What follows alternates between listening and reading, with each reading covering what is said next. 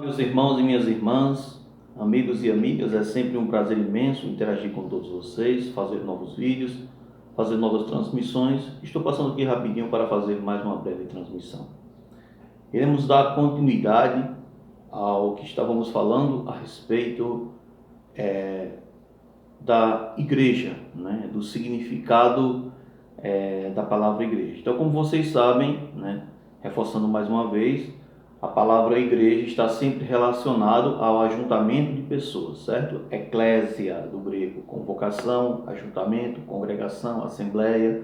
É isso que igreja significa. Mas não uma instituição específica ou um templo de pedras, certo? Então, por exemplo, quando nos reunimos num lugar, então é a igreja que se reúne ali.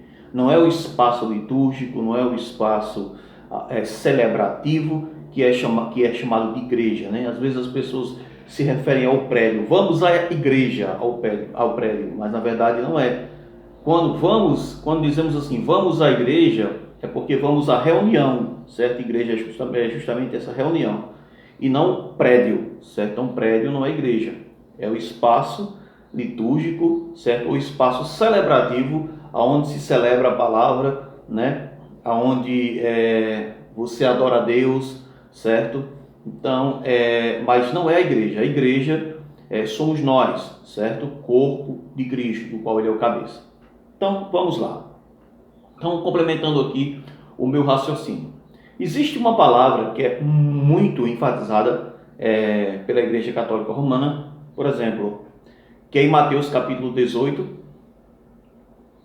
que fala a respeito, por exemplo, a passagem onde Jesus diz: se vires teu irmão pecar, repreende-o. Se ele ainda não te ouvir, chama 2 ou 3 testemunhas. Mas se ele ainda não ouvir, leva-o à igreja, né? Se ainda não ouvir a igreja, considera como um gentil ou um publicano. Então, como entendermos essa passagem?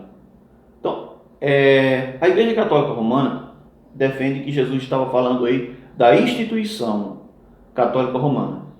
Só que temos um problema, e eu tinha muito problema quando debatia com protestantes e citava essa passagem para os protestantes, porque na época de Jesus não existia a instituição católica romana estabelecida. Então, como levar a igreja na época de Jesus se não existia essa igreja ainda estabelecida? Aí era um problema para tentar convencer um protestante através deste argumento.